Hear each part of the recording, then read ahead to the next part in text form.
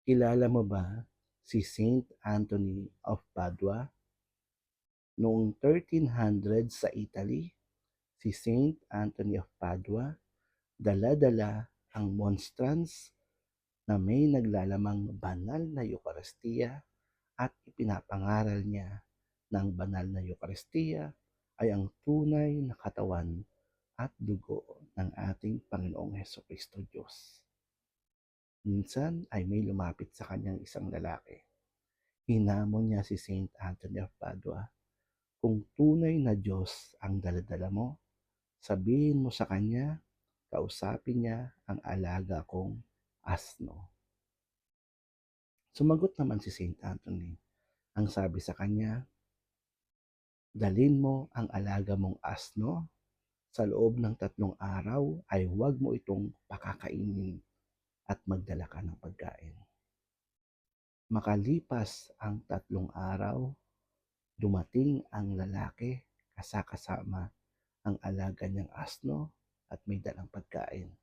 Inilapag ng lalaki sa sahig ang pagkain malapit kay Saint Anthony, habang si Saint Anthony of Padua naman hawak-hawak ang monstrance na naglalaman ang banal na Eucharistia.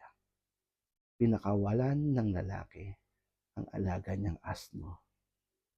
Dumaan lamang ito sa pagkaing daladala niya na nasa sahig. Hindi man lamang ito pinansin.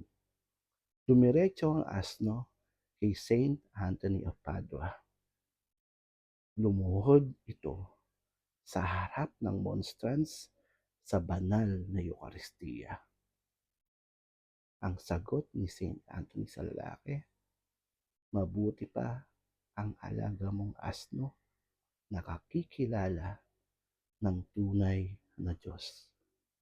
Magmula noon ang lalaki, kasama ang lahat ng nakasaksi, nagbago at naniwala na ang banal na Eucharistia ay ang tunay na katawan at dugo ng ating Panginoong Kristo.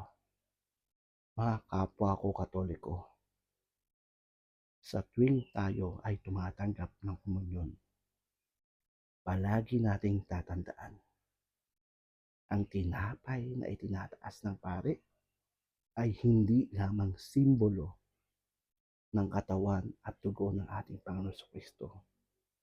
Ito ang kanyang tunay na katawan at dugo. Hanggang sa muli, Brother Paul po. God bless.